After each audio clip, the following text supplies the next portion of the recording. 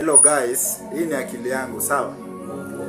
Ingekuwa ati mtu anaweza kufa, tuseme kuna mwalimu amekufa, kuna daktari amekufa, example venye Raila alikufa. Ingekuwa ati kuna venye wanaweza badilisha hiyo brain yake wape mtu mwingine, ingekuwa sawa kabisa. Kwa sasa imagine baba amekufa, Raila Odinga honorable amekufa, na akakufa na hiyo akili yote, hiyo uwerevu yote yake ameenda nayo kwa mchanga. At least ingekuwa kuna technology, kuna wanasiasa wengi, sijataja mtu jina, bali kuna wanasiasa wengi sana wangepewa hiyo akili.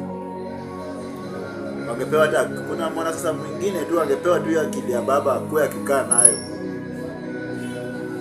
Hiyo sasa imagine ya akili yote imeenda hivyo.